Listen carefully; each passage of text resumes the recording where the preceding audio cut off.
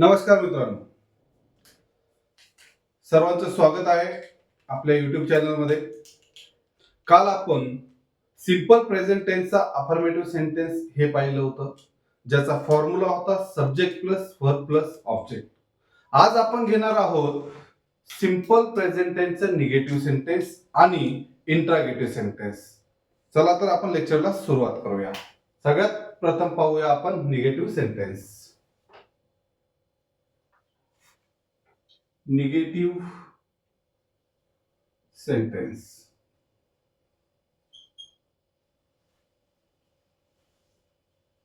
ज्याला आपण नकारार्थी वाक्य असे म्हणतो.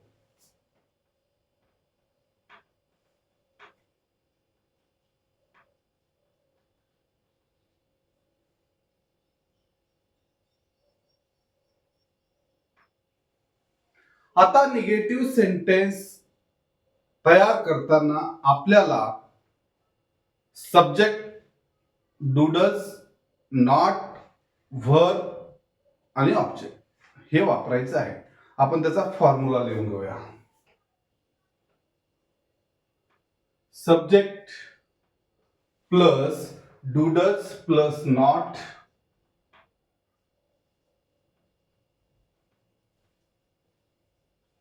डूडल्स नंतर आपल्याला नॉट वापरायचं आहे, plus verb plus object.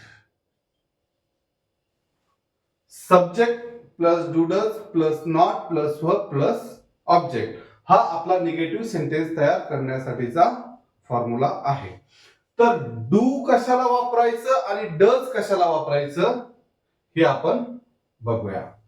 I, you, we, दे यासाठी आपल्याला वापरायचं आहे डू. डू नॉट यालाच आपण शॉर्ट फॉर्म मध्ये डोंट असे म्हणूया. नंतर ही, शी, इट, नाउन यासाठी आपल्याला वापरायचं आहे डज नॉट, ज्यालाच आपण शॉर्ट फॉर्म मध्ये डझंट असे म्हणूया. इथपर्यंत ठीक आहे. Subject plus doodles plus not plus verb plus object. I, you, we, they साठी do not means don't. She, he, she, it, noun साठी डज नॉट मीन्स डझंट. हे झालं आपलं फॉर्म्युला. सब्जेक्ट यूज करायचा कोणताही आपल्याला जो घ्यायचा आहे तो. आय एक्झाम्पल बघूया. आय फॉर्म्युला काय सांगतोय, डू किंवा डज. आय साठी काय वापरणार, do. I do. Not, I do not write a letter. A letter म्हणजे काय, हा झाला सब्जेक्ट, हे झालं डू प्लस नॉट, हा झाला वर्ब, हे झालं object.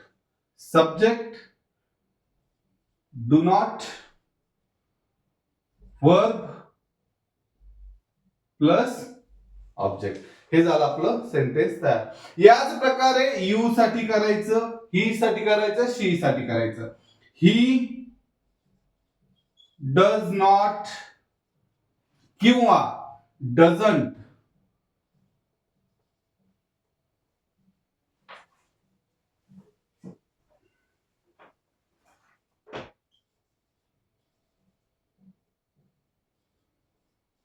doesn't go there. Subject does plus not, verb plus object. हा झाला आपला सिंपल प्रेझेंट टेन्सचा निगेटिव्ह सेंटेन्सचा फॉर्म्युला आणि एक्झाम्पल. आता आपण बघूया इंट्रागेटिव्ह सेंटेन्स. हा फॉर्म्युला तुम्हाला डेली लिहायचा आहे, पाठ करायचा आहे, याच्यावरून तुम्हाला सेंटेन्सेस तयार करायचे आहेत. हा निगेटिव्ह सेंटेन्स नकारार्थी वाक्याचा फॉर्म्युला आणि एक्झाम्पल्स. आता बघूया आपण इंट्रागेटिव्ह सेंटेन्स म्हणजे प्रश्नार्थक वाक्य.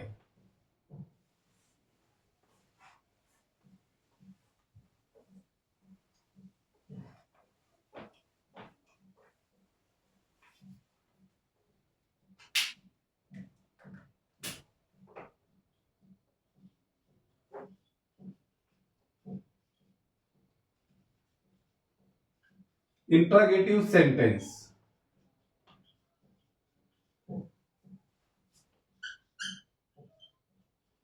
प्रश्नार्थक वाक्य.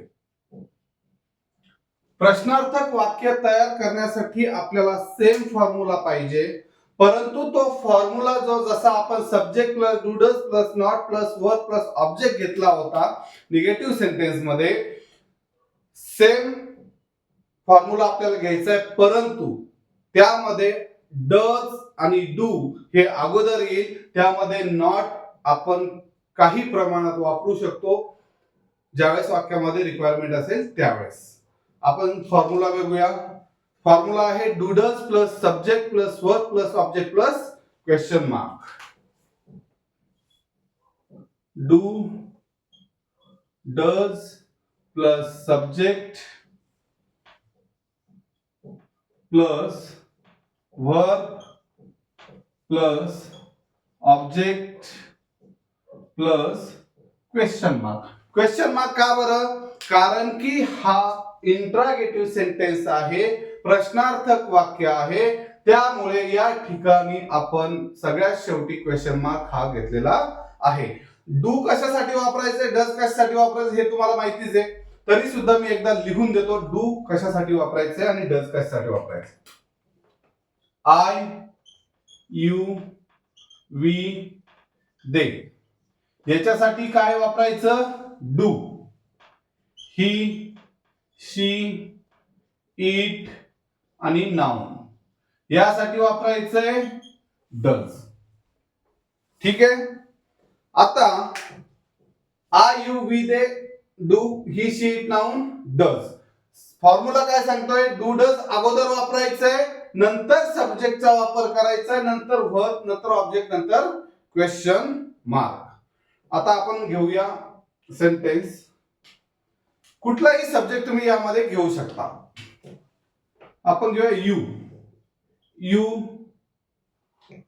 सॉरी फॉर्म्युला सांगतोय डू डज अगोदर घ्यायचंय, डू अगोदर घेतलं, नंतर सब्जेक्ट घ्यायचा आहे, सब्जेक्ट घ्या यू, नंतर घ्यायचंय वर्ब, वर्ब घ्या कुठलाही वर्ब, जाणे, खाणे, पिणे, राहणे, झोपणे. Do you go there question mark.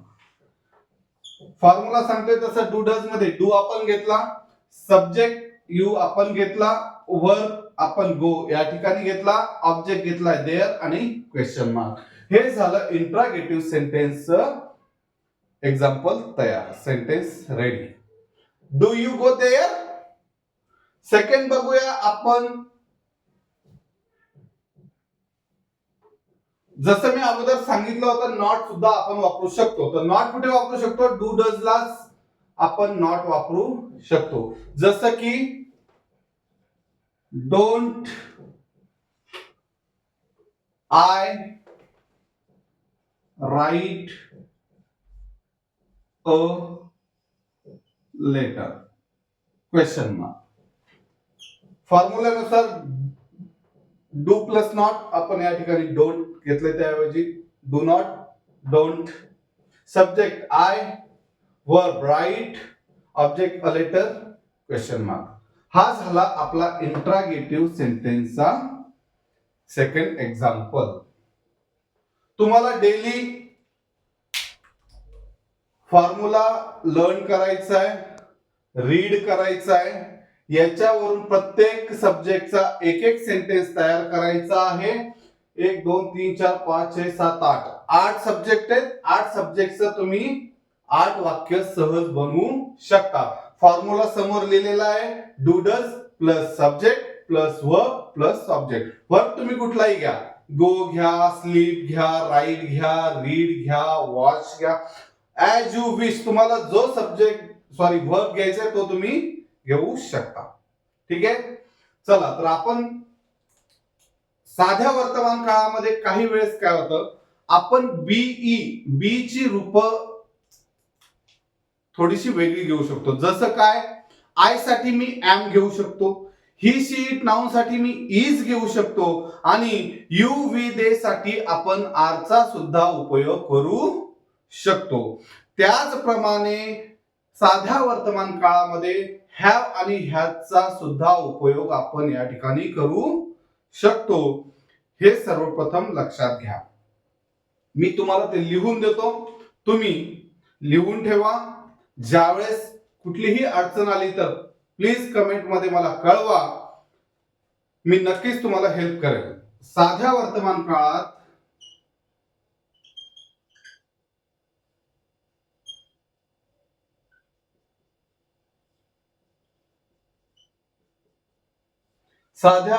काळात काही वेळेस आपण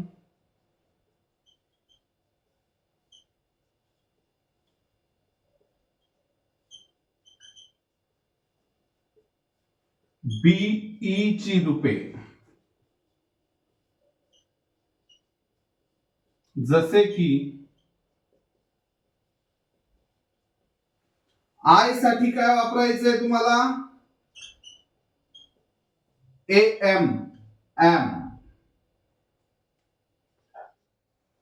आय साठी तुम्ही एम वापरू शकता. ही शीट नाउन साठी काय वापरायचंय, इज. ही, शी, इट आणि नाउन साठी तुम्हाला वापरायचे इज. IS इज आपण वापरू शकतो.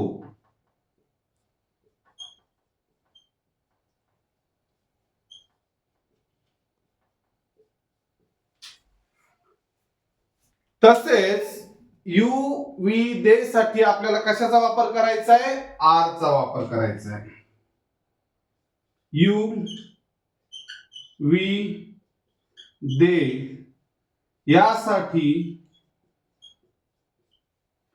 ARE आर चा वापर करू शकतो.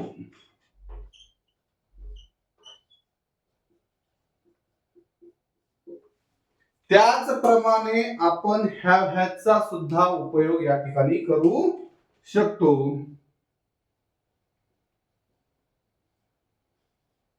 तसेच आपण हॅव आणि हॅज चा उपयोग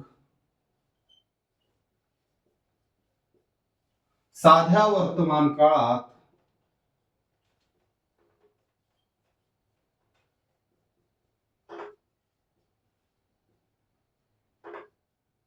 करू शकतो.